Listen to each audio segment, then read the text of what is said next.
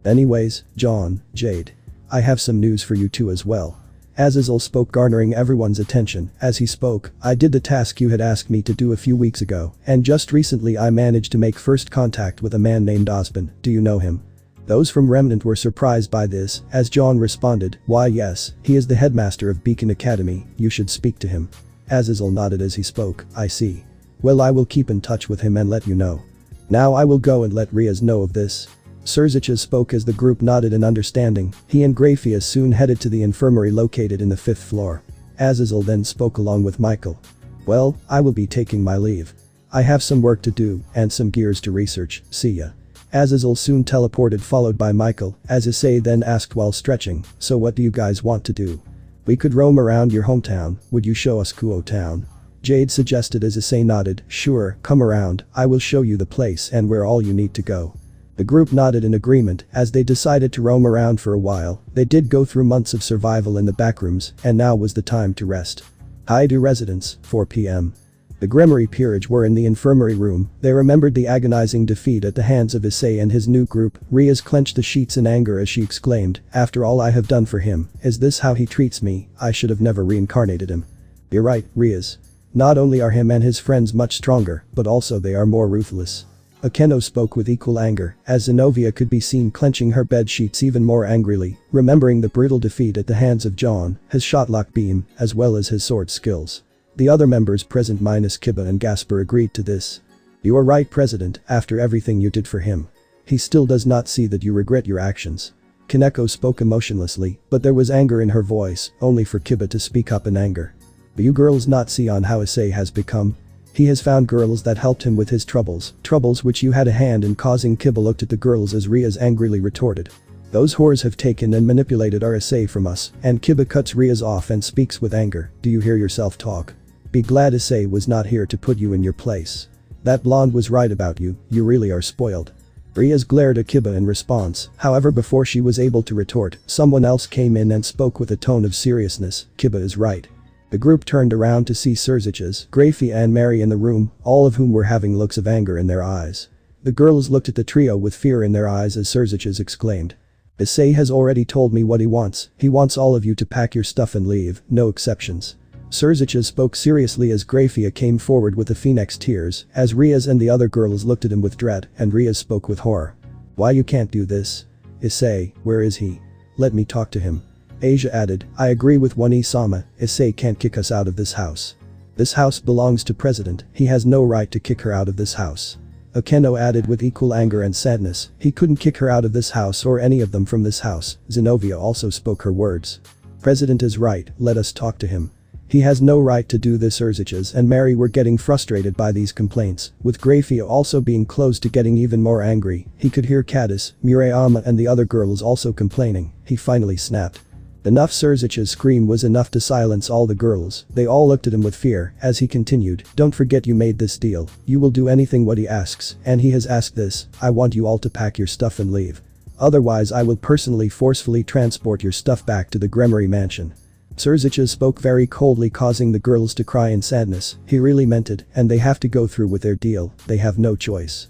Serziches then spoke, I have brought some phoenix tears, Grafia will apply them to you. Once you are ready to walk, you will start packing your stuff and head to the underworld. I will send some maids to help you as well. Serziches spoke seriously as the girls nodded in understanding, there was nothing they could do. Kiba and Gasper looked at the scene in disappointment as Grafia walked forward to apply the phoenix tears to the girls.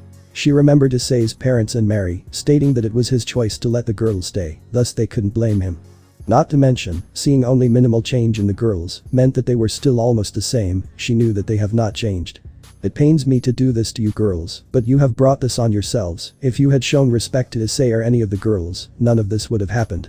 I mean, did you girls even apologize for what you said?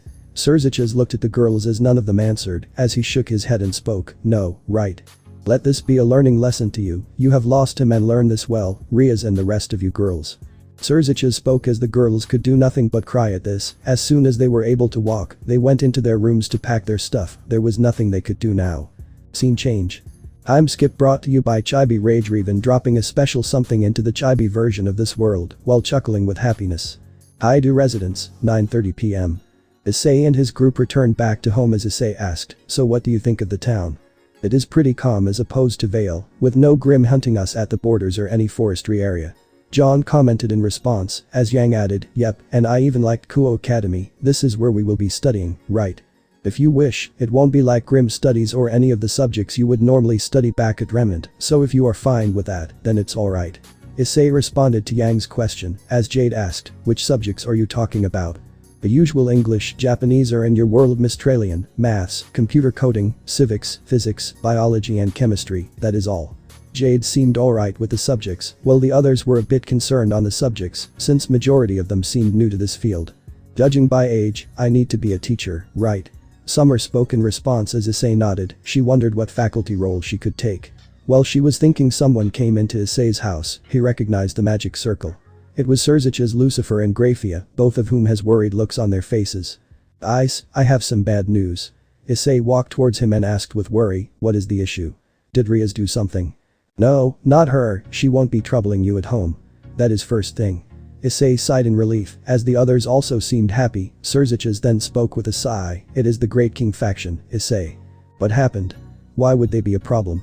John asked, as Surzich's took a deep breath and explained to Issei, "It is actually several devils in the Devil Society look down upon lower ranked devils, it is primarily due to their pride that they have in them. This results in some devils hating and viewing humanity as inferior species." "I see." Many frowned at this side of the Devil Society, as Summer then asked, "So what is the issue?" "I am getting to that, Mrs. Rose. You see, Zekrom Bale had to tell everything as a reason to why Issei needs to become a high-class devil, including informing about Ingvold Leviathan to them. Let's just say Lord Bale and many of the Great King faction members are against Issei becoming a high-class devil, even after Issei defeated a god-class being with Great Red's help of course, and even defeating many of the entities in the Backrooms, with threats like Shang Tsung and Quan Kai that are as strong as high-class devils, potentially even higher. Yet, it was not enough." Surzich's spoke with a sigh as Issei looked at Surzich's and responded, "That is fine, but why were you so worried?" When Zekrom said everything, I mean everything, and this includes the other girls as well. They now desire the engagement of Ingvold with a high-class devil. They also want to engage the other girls to the same high-class devil. Lord Bale is spearheading this decision. Surzich's spoke with a deep sigh, making many angry. Issei and John held their girls with worry, while gritting their teeth with anger. There was no way they are letting the girls go to someone they don't know. Yang, Jade and Ingvold were livid by the decision made by those men, they have no right to their lives. RWBY and Ravel were angered by this. Summer was beyond livid by this, her daughters are not their pawns, Issei then angrily spoke. "I would love to talk with them." Surzich's understood why Issei would be angry as he spoke with a smile, he knew Issei was protective of his friends and family. This was the Issei they knew, no matter what he becomes, he will always protect his loved ones, no matter what. "Thought you'd never ask." Scene change. Great King Faction Headquarters, 10:30 p.m. Great King Faction, also known as Great Royal Faction, is a political faction formed by the Bale clan to increase their influence, as they empathize with underworld politics based on traditional devil aristocracy, such as devil blood purity, and the continuation of the devil noble society. Their current leaders were Lord Bale and Zekrom Bale. Lord Bale. Zekrom Bale was a middle-aged looking man with black hair and peaceful violet eyes, wearing a nobleman's attire. He has an aura of strong dignity that exudes from him, while Lord Bale looked like an older version of Sayard Bale, with black hair and violet eyes. He wore nobleman's attire just like Zekrom Bale did. In terms of personality, Zekrom Bale was described to be extremely prideful in his clan status, as the highest ranking amongst the 72 pillars, as well as their trademark ability. However, he is also wise and open-minded enough to acknowledge people of exceptional ability. Additionally, he also respected Issei after hearing his adventure in the dreaded Backrooms and made it out alive, defeating anyone that stood in his way and protecting and leading his allies, while Lord Bale is extremely prideful even for a Bale and never showed any sort of fatherly love towards his sons. As he was greatly angered with his elder son Seraerg for not born with the clan's power of destruction. Lord Bale is also a very jealous man since, aside from Seraerg, he also has a strong hatred towards Issei, as he is the strongest among the young devils and the rising star as up-eye dragon in the underworld, garnering popularity and fame, despite him being a reincarnated devil. Additionally, Issei's actions also made him slightly fear his power, causing him to fear him. He wanted him out of the Devil Society, especially after he left the Gremorys peerage. Just as they were about to leave for their house, the doors of the place suddenly explode, causing them to be startled, as Lord Bale exclaimed. "Who dares to break in the Great King Faction buildings?" A voice exclaimed in response, "It is me, Father of the Year." The voice was revealed himself to be Issei, as the Great King faction to be startled, while some of the members were angry at this. Zekrom shook his head in disappointment, while Lord Bale gritted his teeth, recognizing who was in front of him. "You damned low-class devil. You dare attack our building, you will regret this." Lord Bale ordered the devils present, "Destroy him." The devils rushed towards Issei, as Issei transformed into his dragonoid form, using his semblance, he entered into his stage 2 form, as he manipulated the earth sending them flying up, before they could even react.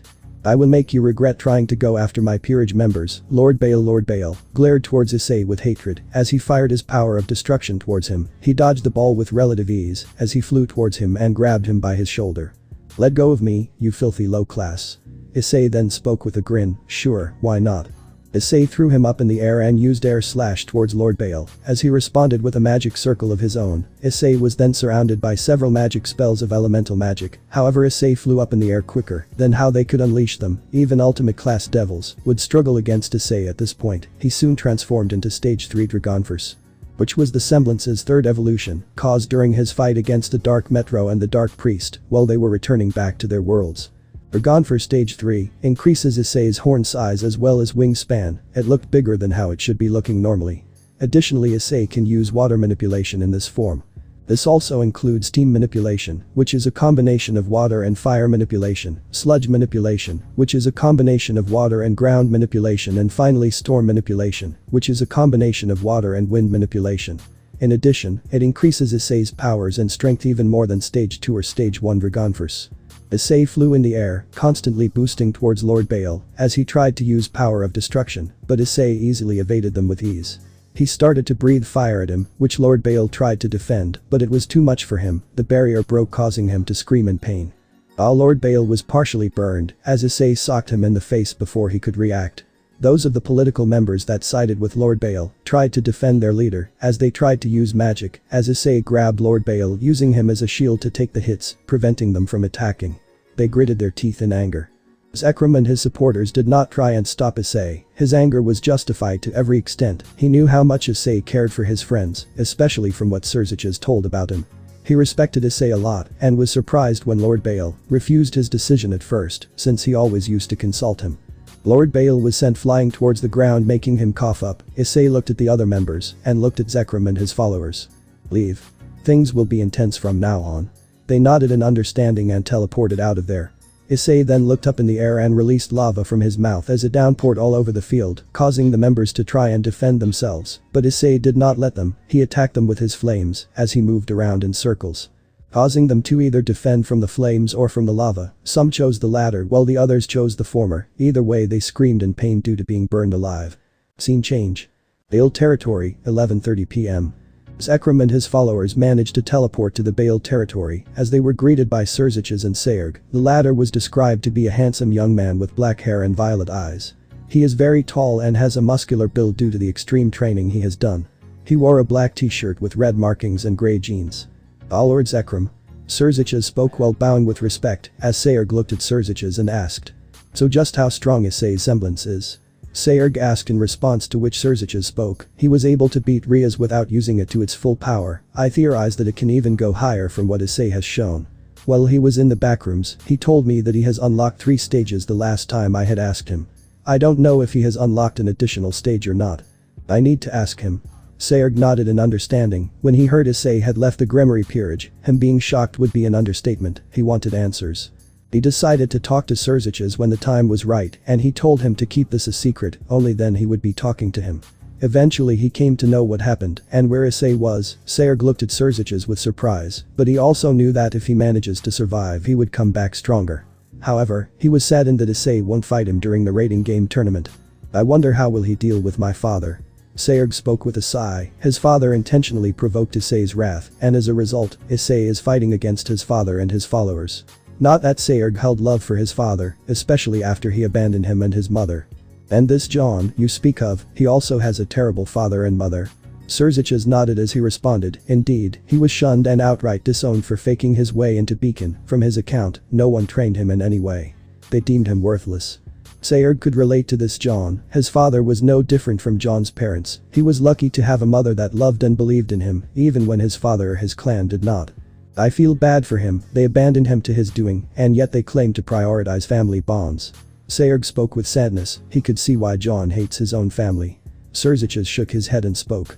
I have a feeling that he will want vengeance against them. Even his own team and Issei are going to help them. I wonder what he will do to them. Rizevim spoke as he looked at the Great King faction building, as he knew the fight will be over. Scene change. Great King faction headquarters, 12 AM. Most of the politicians were beaten and defeated, along with those devils that had supported Lord Baal. They were burned, with some of their skin being as burnt as a piece of charcoal. They were all passed out.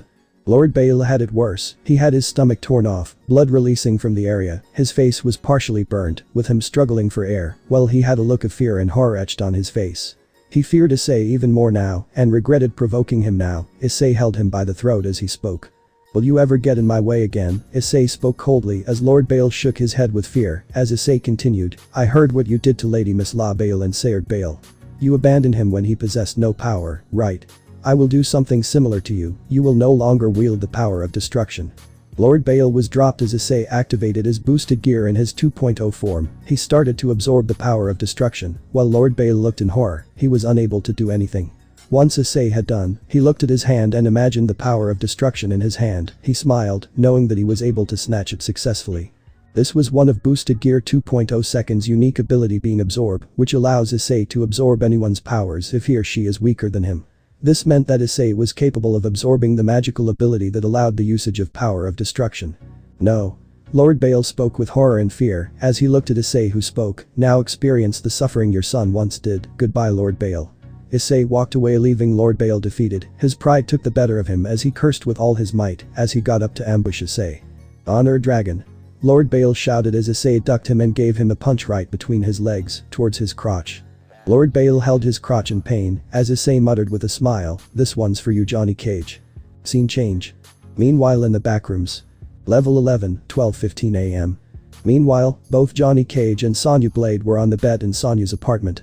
He stopped in the middle of watching a movie as Sonya asked, is something wrong?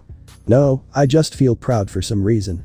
Sonya shook her head and sighed, come on Johnny we haven't got all day, let's carry on. They continued doing what they were doing, as they had the night alone to them. Sonya slept on Johnny's shoulder as they continued to watch, knowing they could live their lives normally. Scene change. Meanwhile in DXD world. Baal Mansion, 12:15 AM. Issei managed to head towards to the Baal Mansion, as he spoke to Zekrom, he is alive, but not in the right shape. Zekrom nodded as he headed to that place, he hoped that Lord Baal does not do anything to provoke him in any way. Hi to Issei. Issei turned around to see the one who called him, as he gave a smile in response, it's been a while, Sayard. Sayard smiled in response as he continued, well I am glad you don't hate me. Do you still remember our promise? I do, and I will fulfill it, Sayard. And this time, I will be bringing my team with me. Issei responded with a fist bump as Sayard did the same, as he spoke with an excited tone. I'll be waiting for that day, Issei smiled in response, as Rizevim coughed gathering their attention, I will be sending you, your evil pieces. By the way have you considered who will become your queen among Jade, Ingvild or Ravel? I would advise you to not open that can, Rizevim nai, I don't want to deal with 3 angry girls. Issei spoke with dread as Rizevim, Zekrom and Sayard could relate, they at least had someone whose anger they did not want to provoke. Scene change. Time skip brought to you by Chibi Issei meeting Chibi Rick. Issei and going on adventures with him in the multiverse. A few days later. Kuoh Academy, 4:30 PM. John and Issei were heading towards Azazel's laboratory, all of Issei's group have joined his peerage, with Ruby and John being knight pieces, John's being a mutated knight piece because of his power. Summer became a pawn piece where she took up 4 pawn pieces, while Yang took up a rook piece. Now one must be wondering, who was Issei's queen? It was Ingvild Leviathan, she became his queen after she beat Ravel and Jade in a series of contests and became the queen, while Ravel and Jade reluctantly became bishops. Issei still had an empty rook and 4 empty pawns. Anyways, John, you ready to meet the folks from the other world? Issei asked, earlier they had managed to get a call from Azazel that the portal to the other world is ready. John sighed as he spoke. I am not sure, Issei. I wonder they will still care for me. Issei shook his head and responded, from what I hear, this Saffron cares for you along with her family, then we have the professors, headmaster and some students in Beacon, as well as this Yuri and her family also care for you, right? John nodded as he responded, yes. I guess you are right. Issei nodded as he soon reached Azazel's office, as they could see his current peerage, and Valerie Lucifer present, who was described to be a silver-haired girl with blue eyes as she spoke. Took you too long enough. Sorry, convincing Roswa-sensei was a bit hard. Issei spoke with a sigh. Their relationship was not the best, since she was still a bit skeptical of his perversion. As John spoke, you sure about not telling her about Remnant, teach? Not yet, we are not sure about the others from Remnant, since those from Beacon may be problematic, the students to be precise, we will only tell her once we are sure. John knew Roswas was the only one in the orc that was not present in insulting Issei, and was also the only one that did not fight against Issei during their raiding game a few days ago. They both nodded in understanding, as Azazel continued, only the leaders and you guys along with Sayerg and Riser know about Remnant, no one else does. John understood what this meant, as Azazel soon teleported everyone present to the underworld. In Ajuka's lab, Issei noticed Valerie's team not being present, as he asked, so where is your team, Valerie? They are still spying for the brigade, making sure they do not know about Remnant. Valerie joined the Haidu residence after sensing his presence 3 days later, and this caused a fight to break out, where Issei, Drake and Bell all compounded themselves onto her, beating and defeating her.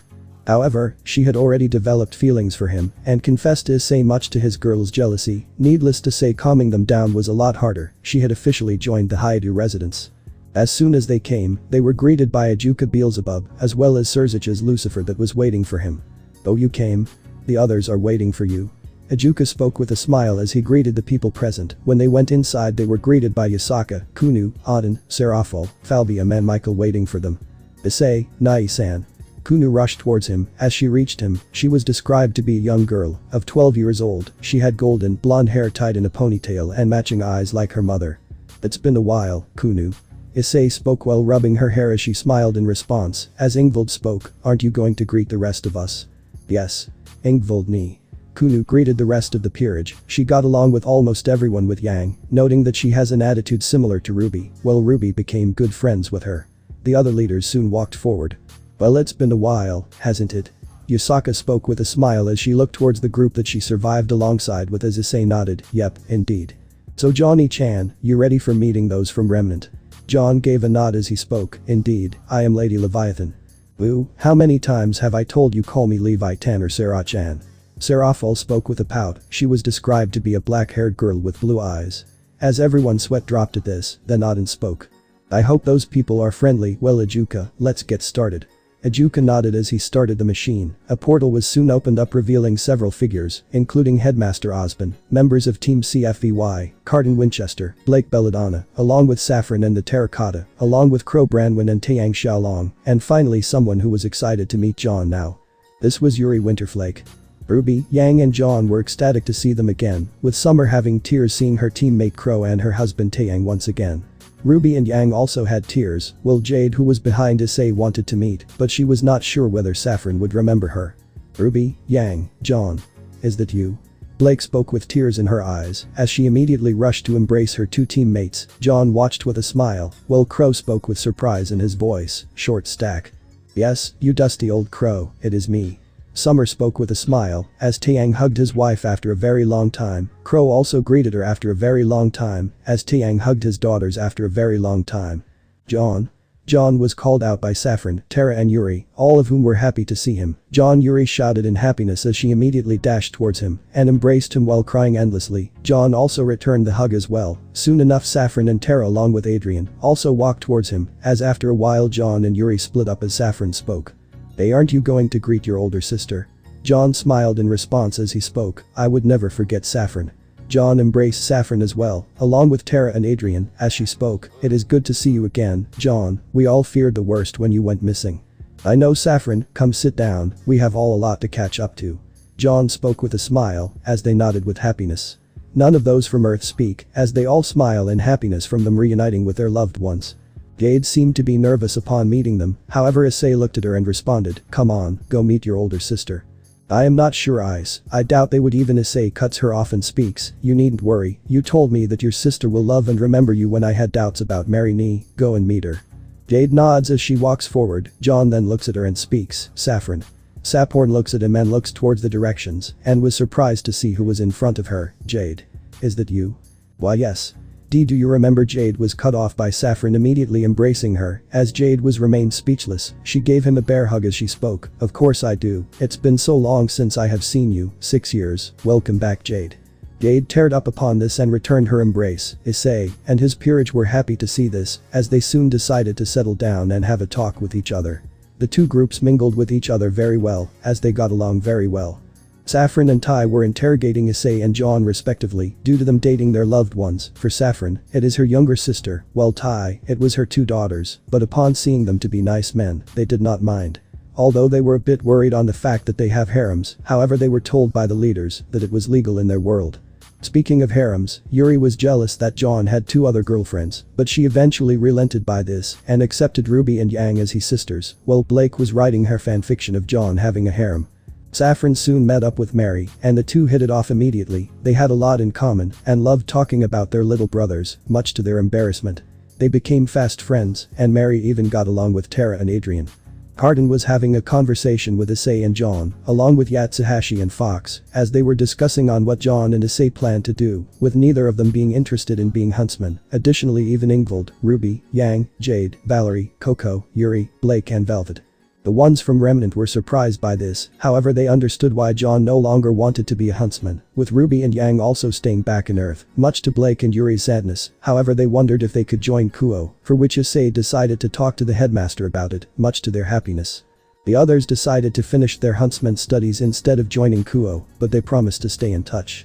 Additionally, Osborne and Summer were discussing on what should be happening next. Summer refused to come back to Remnant because of her lack of trust in Osborne, as the former understood he had no intention of forcing her, since Azazel suggested that her staying here would be safe. Summer came to know the reason of Osborne hiding the fact that Salem was immortal, along with Crow and Tai. Crow was ready to sock him, but he was stopped by Tai, who calmed him down, as he also understood why Osborne hid the truth. "Hey John. There is something I need to tell you." Yuri spoke with sadness in her voice, as everyone near her seemed worried. John then asked, "What happened? You remember your cousin Jackson Arc, right?" John had a frown upon hearing his name as he responded, "Yeah. What of that arrogant prick?" Jade had a bad feeling about what will happen, as Yuri speaks with worry. "Your clan wants me to engage with him. Of course, I and my parents were against this, but your clan." Yuri trailed off as she started to tear up, as John became concerned as he asked with worry, "Are Yuki and Isbert alright?" Yuri shook their heads as she responded, and no. Tears fell from her eyes, as John and the others became concerned. Jade then asked, What did they do?" "D. They killed them. B. Balder and K. Crans killed them. When T. They defied the C clan's will." Yuri spoke with a croak. She was crying as there was nothing but silence when they heard of this, as Jade exclaimed, How could they do this? They were friends of my grandparents."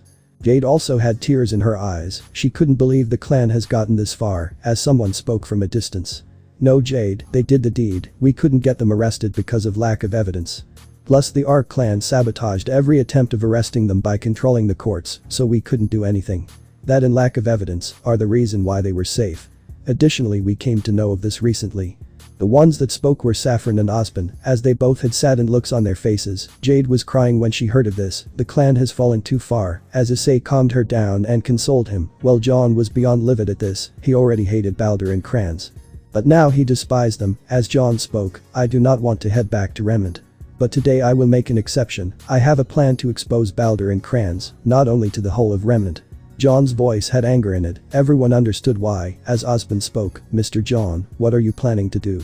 John only smiled. He looked at Issei, who was calming a crying Jade. He understood what this means. This was John's revenge. Scene change. In Remnant. Beacon Academy, 7:30 p.m. Beacon Academy was in complete destruction as Grimm were wiping out several students and destroying the buildings. The students were either running away in fear and escaping or fighting against Grimm, while John and Issei were watching the scene. He closed his eyes and tried to sense magic towards the lower levels of the CCTS. He looked at John and spoke. "I will head towards the CCTS and protect Amber, while you make sure to stop her." John responded with a smile, "It would be my pleasure." Speaking of which, are Ingvild and the other girls in position? Yep, and Jade couldn't come. She is still recovering with what happened. Issei ended with anger in her voice. He remembered Mary, Yang and RWBY looking after her, while the others including Valerie joined him in the fight. "Well then, let's get to work." Issei and John entered into their armor forms as they headed to the CCTS. They saw a red-haired woman in a Spartan armor heading to the area, as John immediately used Shotlock Beam as she was sent flying from a distance, as she managed to recover her stance. Issei, go ahead and protect her, I will handle Purah. Purah widened her eyes when she recognized the voice, it was John's own voice. She paled when she heard this as she spoke, John.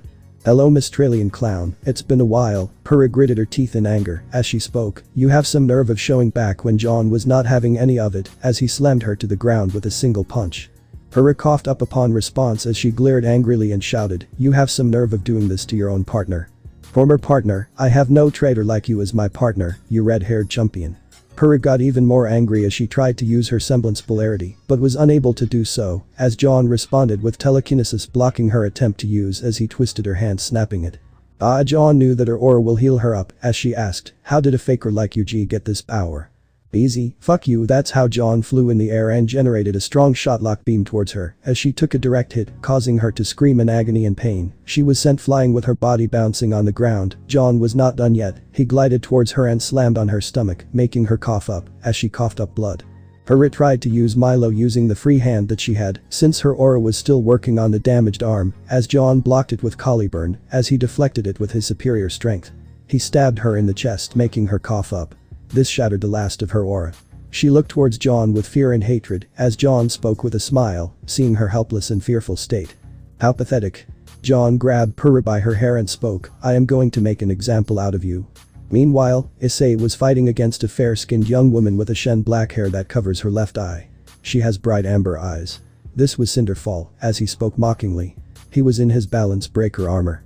Seriously, is that all you have got? You disappoint me. Cinder gritted her teeth in anger, she was so close to getting her fall maiden powers, but she was interrupted by the man in front of him.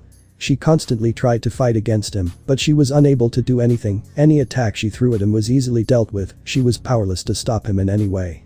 The Cinder, it felt like she was facing someone much more stronger than Cinder herself. Don't be angry, it's nothing personal. I was asked to stop you, and let's end this. Issei looked at the false maiden with apathy, he was no secret to the maiden powers thanks to Summer, and has taken on her as well. The woman in front of him was barely a challenge and was much weaker than Summer. I was so close to gaining the maiden powers, but you dare intervene me, you even defeated Mercury and Emerald like they were nothing, you will regret this. Cinder unleashed her scimitars as she rushed towards Issei with the intent to kill him, as Issei brought out Ascalon as he blocked them with ease. His sword skills are really something as he sliced off one of her arms, making her scream in pain. Cinder lost her left hand as she looked at it in horror and fear, her chances of fighting against this monster as he spoke, last chance, stand down. Never, I will never surrender. Issei sighed and spoke, don't say I did not warn you. Living weapon mode. The boosted gear chanted as Issei had his 12 gauge had merged with his boosted gear. This is one of the alternative armors he had gained when he had lost his promotions and Cardinal Crimson promotion after being well trained off course. Issei blitzed towards her and aimed his shotgun at her. He fired a single shot as Cinder backflipped to avoid the attack, but some pellets were struck at her. She gritted her teeth in pain, but before she could get this far, Issei fired another shot at her legs. As it destroyed her legs, she staggered, immediately losing one arm and one leg. She was powerless against him. Cinder had fear in her eyes. She was powerless against him, as Issei looked at her and spoke with a serious tone, don't look at me with those eyes, you brought this on yourself.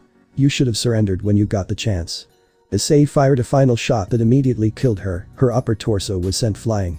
Issei looked at her coldly, as her corpse soon slumped down. He knew that she was dangerous to be kept alive, since she would only cause more trouble for everyone involved. He knew she tried to kill him multiple times, and it was by instinct to take her down. He also saw her trying to escape, but Issei did not let that happen. The reason Issei killed her was because he gave her 3 chances to leave and walk out, but she refused every time, and tried to kill him. In the backrooms, it was kill or be killed. He remembered that he had to kill his opponents if he and his allies had to survive, while making sure no one was harmed from his group. He knew many entities, humans and even supernatural creatures, had tried to kill him. This included even his ex-girlfriend and her allies, who the team made sure to kill, not just once, but 2 times. Issei decided to head back, unbeknownst to him that a orb came out of Cinder's corpse and went straight into Amber, who was still in comatose. Issei returned to his regular balance breaker as he saw John looking at him and responded, so you are done with yours? Yep. It's time we head outside with our prize, John spoke while raising the fearful Purah by the hair as he spoke, so what now? We will use her to lure Alex out, using her we will force the Arcs to surrender Balder and Kranz to us. This can end either in 2 outcomes, either Balder and Kranz come to us, thinking me as a weakling, or they end up sacrificing Alexandria for their clan's sake. Either way, it will destroy the clan's reputation. John spoke with a sinister grin, making Issei sigh. His hatred for his clan was well known even to him. Why, you monster? She is your sister. How can you do this to her? Purah spoke with fear as John brought her closer to him, his blank helmet revealing a more mature version of the John she last saw. Alexandria is no sister of mine, and the Arc clan of Remnant is no family of mine. I will make sure to make an example of you, come Purah. John dragged Purah by her hair while she screamed in pain. Issei followed suit as he looked at Purah in a disappointed manner. Once they were out, they saw Nora, Lai, Alex and Weiss approaching them, as Weiss asked, Purah, are you? Weiss was unable to complete when she saw the horrifying fate of Purah Nikos, held by none other than John Arc and an armored man, who was Issei in his balance breaker form. Hello old friends. The reactions were shock and horror at first, as Purah shouted, run away Alex, he has come for his vengeance, he wants to. Purah was stomped on the ground as John stepped on her stomach, making her groan in pain. Purah. Nora rushed towards John ready to break his legs with her weapon magnelled, as Alex shouted, Nora, wait. However, before she could reach John, Issei intercepted her and grabbed her by the throat. He started to choke her, causing her to drop her hammer. Alex, Ren and Weiss tried to charge at him, but Issei spoke coldly. Make one move, and I'll snap her neck. Nora tried to release herself from Issei's grip, but it was too powerful. John soon kicked Purah towards a wall, knocking her out cold, as he told. Then handle Nora and prevent Alex escaping. Issei nodded as he looked at Nora. John went towards Lai and Weiss, dealing with them as well. Issei then spoke, so Nora, from what I heard from John, you like breaking legs, right? Nora struggled even more as she tried to escape. Issei looked at the nearby magnelled and picked it up. He proceeded to slam Nora over and over again. However, as he did, he felt a fireball to his face, which he ignored. Alex looked in horror as her fireballs did barely anything to him. She was looking at a monster that her former brother had befriended. She looked at Issei as he slammed her one final time, shattering her aura. Nora groaned in pain. Issei brought out magnelled and struck both of her legs multiple times, causing her to scream in pain. Aya. Nora looked at her legs, it was completely mangled. She looked at Issei and spoke with fear. Why are you doing this? Is it not obvious? You hurt my friend past his aura, you deserve every bit of pain coming to you. However, I am not interested in punishing you in any way. It is her that we want. Issei spoke the last part while looking at Alex. He walked away from Alex as she tried to flee, but was too late. Issei quickly pinned her down and slammed her, preventing her from escaping. He soon decided to activate a barrage of dragon shots at her, causing her to scream in pain. He made sure to quickly shatter her aura so that she does not become a problem. Issei looked at her and spoke. You aren't going nowhere. I heard some interesting things about you as well, on how you sabotaged your twin's attempt at training, and worry not. Tonight, that same twin is going to ruin any and all reputation of the Arc clan. Issei spoke, looking at Alexandria coldly, while Alex gritted her teeth and looked away with anger. There was nothing she could do as her twin, and this friend of his are going to ruin the clan completely. Meanwhile, John was easily countering Ren's hand-to-hand combat with ease. He looked at his former friend coldly as he slammed him with his telekinesis, causing him to flinch. Lai looked at John with fear as he stomped on him and landed a curb stomp on him. His aura managed to heal him, but he felt the pain. So Rennie, how does it feel? You tried to attack me past my aura when I was defenseless, and if it was not for Goodwitch, you would have continued your torture, right Rennie? John kept kicking him at every step, causing him to grit his teeth, which changed to screams. Weiss tried to assist him, but John used telekinesis to bind her. Upon sensing this, he then sent her flying, crashing to a nearby wall. He decided to deal with her after dealing with Lai. John generated 3 different aura crystals. As he jumped up in the air, he generated a lightish silvery beam towards Lai, who looked in horror and fear. John then shouted, "Shotlock beam." The beam immediately struck Lai Ren, who screamed in pain. He soon passed out, his clothes were torn, and he was bleeding from his arms, legs and face. John looked at him apathetically as he turned his attention to Weiss, as she looked at him with fear. What's the matter, Weiss? Scared? Good, cause you will also meet the same fate as Rennie. John dashed towards her as she used her glyphs to block, but John easily cuts them off with Caliburn with ease. Weiss tried to escape, but John grabbed her by the throat and slammed her with his free hand. Weiss was speechless. In her thoughts, she couldn't believe the dolt that once loved her can become so strong and so cruel, even to his own family. She was now fearful on what John plans to do with her. He has already tortured Purah and Lai, and now she was next on the list. Now suffer. John grabbed Weiss by the hand and crushed it, causing her to drop the Mertnister. Weiss screamed in pain as John crushed it with a stomp, causing Weiss to look at her hand and her weapon in disbelief. Nothing could save any of it. John followed it with a kick to her face as he spoke. I feel ashamed of myself that I once had feelings for you, but now, I have already found 3 people that loved me for who I am. 2 of them are Ruby and Yang. John spoke with a smile, while Weiss glared at him with anger, fear and hatred. Oh, and that reminds me, RWBY, Blake and Yang have already planned to remove you from your team. Now you will know how it feels like to have no one to be with. You bast. Weiss was unable to complete as John followed up with a kick to her face, almost cracking her jaw, as she held her jaw in pain. Her aura was flickering with a shade of light blue. John followed up with a pulse bomb towards her, which was another of his aura abilities. A barrage of explosions which followed suit as it resulted in massive explosions. From the explosion, Weiss's body was sent flying, her clothes were tattered, and like Lai she was bleeding. She was groaning in pain as the last of her aura was shattered. John looked away as he walked towards Alex, as Issei prevented her from escaping. He looked at Issei and spoke, seems like Nora has been dealt with. Yep, and I even got Magnald as my trophy. Issei matched the wavelength of Nora's weapon to his as he used Assimilate on Magnald as he absorbed it into his boosted gear. It seems like you've got another, haven't you? Drake asked Issei as he responded, yep. So now you can use hammer abilities and a grenade launcher that belonged to Magnald, right? Issei mentally nodded to Belle's words as they looked at Alexandria. John had carried Alexandria on his back like a sack of potatoes. They decided to head towards the main location where the Wyvern was as the 4 others along with him. Soon enough they reached to where Valerie, Ingvald, Summer, Rex, Music Man and his DJ form and Yuri, as they all managed to defeat the Wyvern and other Grim with ease. So that is her? Valerie asked with surprise as she looked at Alex, who looked at them with fear, as Ingvald spoke, let's take her away and bring those 2 here. Alex gritted her teeth recognizing Yuri. She was not only a traitor for supporting her former brother, but also is now going to be responsible for the fall of the clan's reputation. John looked at Issei as he brought out Alex's scroll from her left pocket, making her wonder what they plan on doing with it. Scene change. Forest, Remnant. 9 p.m. John and the rest of the group managed to reach the location where they had tied up Alex and crucified her so that she does not escape. She looked at the 2 boys with anger in her eyes as she hated them even more. So is everything set? John gave a nod in response as he spoke, yes, hey Issei, can you pass me her scroll? Issei nodded as Alex shouted with anger in her voice, you disgraceful bastard, it was not enough for you to disgrace the family name, but also you perform such heinous acts, you should be ashamed. John cuts her off with a hard slap to the face, while Issei looks apathetically at her. He soon removes the scroll so that he could give it to John later on. Shut your mouth Alexandria, I know what your clan did, they are the reason why my in-laws are dead, but worry not, I will destroy your clan's reputation as well as make those that harmed and killed them, dead. John shouted with equal anger in his voice. His former twin's anger was appalling even to him as he continued, I would have never come back to this bloody place, but your actions made me come back. I will make sure the clan pays for its actions.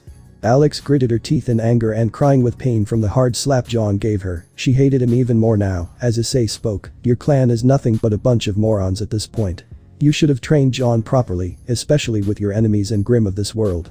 And you, whatever your name is, you will pay for messing with the clan. Kronos will destroy you, no matter how strong you are, you armored freak. John socked her up again. As Alexandria grunted in pain, John spoke angrily, you dare disrespect my friend. Issei stops him and speaks, I got this. Issei looks at Alexandria and speaks seriously, you refuse to listen to reason, that is why I called your clan a bunch of morons, and if you want to know my name is Issei Haidu, and I will show that your clan is nothing but a bunch of weak, narcissistic, prideful, power-hungry, callous, pompous and self-centered morons, except for Saffron and her family. Alexandria gritted her teeth as she shouted in response, as she started to shout again. You dare disrespect my family, I will. John used telekinesis to make her shut up as he stated, one more word, and I'll snap your neck, right here and right now. Alex gulped in fear when she heard that John won't hesitate to kill her. She remained silent as soon enough, the other 4 also came inside, with Issei speaking, so is everything prepared? Yes, everything is done. Have you called that sperm donor? Valerie asked while eyeing Alexandria with anger. She could relate to John, given she had an abusive father herself, unlike John's father, who abandoned him without a second thought, listening to old men of the clan. Not yet, and are the listening and viewing devices done? John asked, to which Ingvald responded, yes, it's placed in several locations except this one. I will begin. The live stream will begin when you end the call to the sperm donor. Then let's get this show on the road. John spoke when Issei had an idea, although he decided to wait once the call is over. John soon dialed up Nicholas's number. Soon enough he picked up the call. Oh Alex, you finally picked up. I saw the beacons. Nicholas was cut off by John's voice, shocking him to no end, as John spoke, hello father. Where is Alex and what are you doing with her scroll? John only laughed as he spoke, take a look for yourself. John activated the video call where he could see Alex beaten up and chained. Nicholas looked at Alex and angrily shouted on the phone. You damn disgrace, you dare do this to your own sister. I will make you pay. Jon laughed in response as he cuts off the video call and responds, listen to what I have to say then. If you Nicholas cuts him off and screams. You will regret doing this. I will make sure to hunt. Jon cuts him off and retorts, one more scream and I will make sure to send her your corpse. Nicholas remained silent after that as Hans spoke, good boy. Now listen and listen well, tell those old farts you call elders to send in Balder and Crans alone, with no assistance, or the rest of your clan. Let me make this very clear. Oh, and one more thing, you only have 3 hours. If you can't send them to the coordinates I am giving you with from this device. Then the next thing you will find is Alexandria's corpse. Nicholas got even more angry as he screamed, you disgrace, I will. Jon disconnects the call as Summer comments, geez, your father loves to yell. Jon sighs in response as Yuri speaks with a tone of gratitude, thank you Jon, for helping me to provide justice to my family. No worries, Yuki and Isbert are like family to me. If anything, the fact that they went against grandparents' desires even more shows how far this family has fallen. It's time for them to suffer.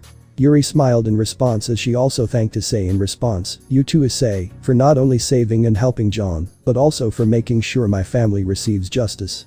Ain't no biggie, a friend of Jon is a friend of mine, although, I never thought he would have a fiancé. Issei smacked Jon's back making the duo blush, while the others were smiling happily in response. The only one watching the scene with hatred was Alexandria, since Yuri was supposed to be engaged to Jackson, her cousin and not her disgraceful brother. 2 hours later. Issei and Jon had deployed their armors as they yawned in boredom, waiting for their 2 victims to arrive. Even Ingvild did not start a live stream, since she did not want to waste any time right now. She sat beside Issei who was preparing for the fight. They made sure to not let Alex recover her aura by constantly attacking her with other elemental attacks. Oh hey Ingvild. Ingvild looked at Issei and spoke with concern, do you think the jaw? Issei cuts her off by keeping his hand on her mouth, startling her as he points out to Alex who was sniffling in sadness. Jon suggested them to keep Jade's identity and existence a secret. Not here.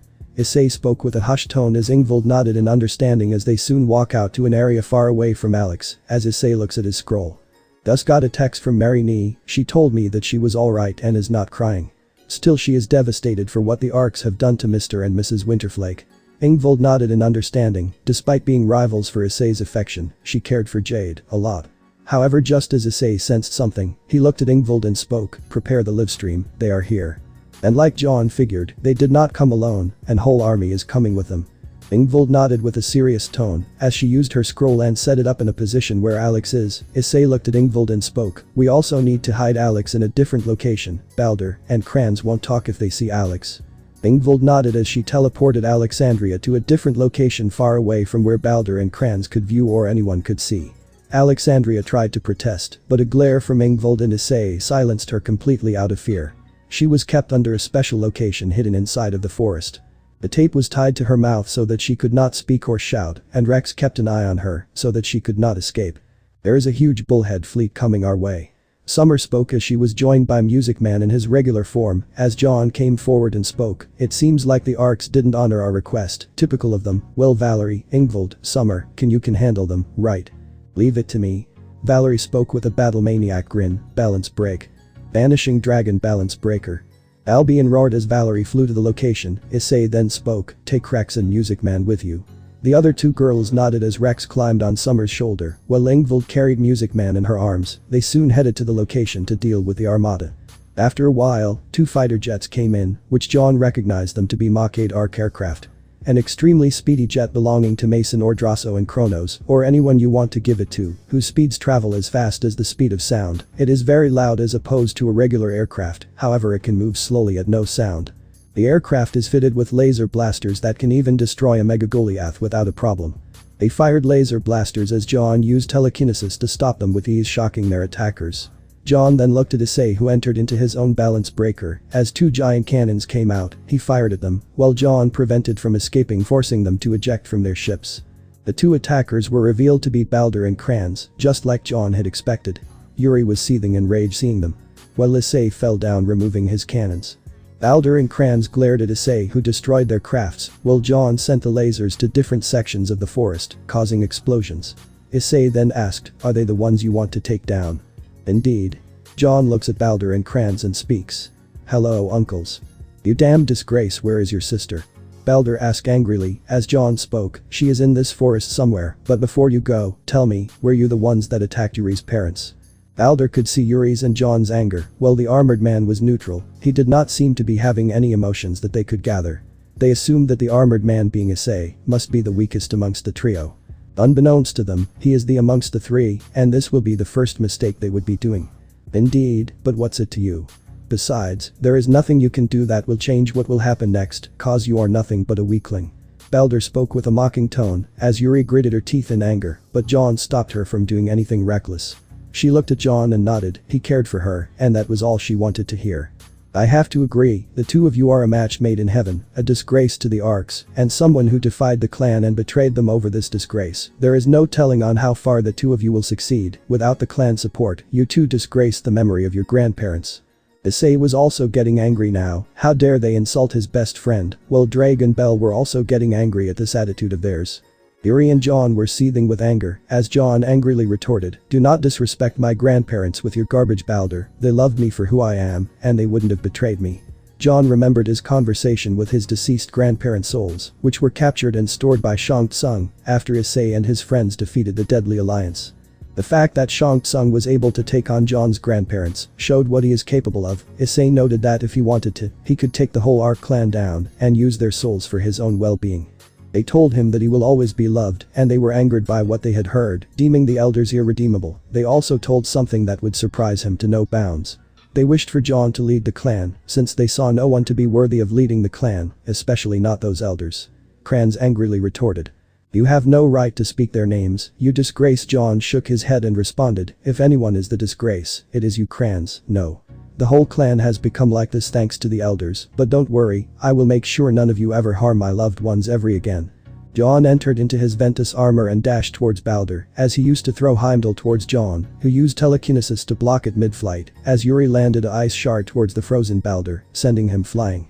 Balder Crans shouted, trying to assist him, but was ambushed by Issei. Your fight is with me, toilet head. Crans gritted his teeth with fury as he had to deal with Issei. Using his weapon Mars, he tried to stab Issei in his armor, only for it to be blocked by Issei's hand, as he grabbed it and twisted it, making Crans scream in pain. Meanwhile, Balder was being hounded by both Yuri and Jon. Yuri kept flinging her ice spikes at Jon, while Jon constantly used telekinesis to block his movements, making him unable to do anything. Yuri did not let up and froze his legs, which was soon followed up by a punch to the face courtesy of Jon. Balder felt like spitting, as Jon spoke. You know the best part about Aura. Jon socked him again and again, as Balder tried to use Heimdall again to defend himself, but Jon's free hand prevented him from using the telekinesis. Balder gritted his teeth in pain. He used Aura Burst to push the two away as he spoke with outright fury. I will kill you too if it is the last thing I do. Balder dashed towards Jon with anger, intending to kill Yuri first. He was going to take her down first, and then Jon, as Balder was ready to kill Yuri. He used Heimdall to send Jon flying. With him distracted, he went after Yuri. She created an ice wall to defend herself, as she used ice spikes to block Balder, but driven by mad rage, he easily destroyed the ice. She had a look of fear, as Balder slammed her with a mace, sending her flying. The blow was strong enough for her to puke. He kept slamming her, while Jon tried to stabilize himself. Yuri's aura was on the verge of shattering, just as she looked up to see Balder ready to kill her. I like your parents, Winterflake. Yuri had a look of horror as she had an ice wall to protect herself, which she generated. She made the strongest ice wall to defend herself, which exhausted the last of her aura. Just as Balder was ready to eliminate her, Balder froze, his whole body lost control, as he turned his eyeballs around. He looked at a very angry Jon, who slammed him to the nearby tree with his telekinesis. Jon dashed towards Balder, who tried to quickly grab Heimdall, however Jon stomped on his left hand, completely breaking it. Shotlock beam. Jon sent a beam towards him as Balder was sent flying, as he had his clothes tattered and blood coming from his body. Jon did not stop there. Before he could react, Jon kicked him in the gut so hard that he felt like puked up. Balder looked at Jon, as he had aura, and unleashed several aura blasts at him, making a lot of explosions. Die. Jon shouted in pure anger, as Yuri watched in worry, with Issei kicking Crans and also watching in concern. However, he turned back to deal. Balder screamed in pain throughout the entire confrontation. When the dust settled, Balder was in pain. As he groaned, Yuri soon walked towards him as she spoke in concern. Jon. Jon turned around to Yuri and asked, are you alright? Yuri nodded as he responded, I am fine, Jon. Just concerned. I am fine, seeing you almost killed. Made something in me, snap. I am sorry. Yuri shook her head and responded, I am glad you are alright. I was almost close to getting seriously injured. Though. John nodded as he looked at his fiancée and responded, very well, shall we end this? Yuri looked at Balder coldly and responded, let's shall. Balder. Kranz shouted. He tried to help Balder seeing his state, but Issei was not going to let him happen. He removed his helmet and tried to freeze Issei with his semblance as a purple light glowed on him. But Issei dashed towards him. How? Kranz spoke in horror as Issei spoke, my travels made me a strong person physically and mentally, your semblance frozen gaze has no effect on me. Issei remembered him even resisting Emerald semblance due to him surviving level 666's illusions, which were real and false illusions both. He dealt with surviving the Backrooms, he can deal with this member of the Chronos as well. I thought the Chronos were your clan's top dogs. But to me, you are nothing short of a weakling, and I did not even use my semblance against any of you, Issei spoke with a mocking tone, as Kranz gritted his teeth, as he kicked Kranz in the stomach, making them cough up. He kept slamming him to the ground over and over again, as he shattered the last of his aura, as he looked at him coldly. I let John will decide your fate. Issei grabbed him by his chest and threw towards Balder, John, and Yuri turns towards the one who threw it, as Issei walked towards them as John spoke with a smile. It was barely anything right. Issei deplored himself as he responded, indeed, it was easy, they were hardly a problem.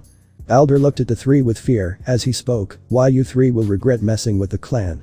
The elders will make sure you regret it. Balder soon smiled as he continued, why you will never receive the justice you wanted. Funny you mention it, Balder. John spoke as he walked behind towards the hidden scroll that was present in there, as he spoke with a smile, the video is already live streamed across all of Remnant, and now the whole clan has been disgraced completely, everyone is watching this video.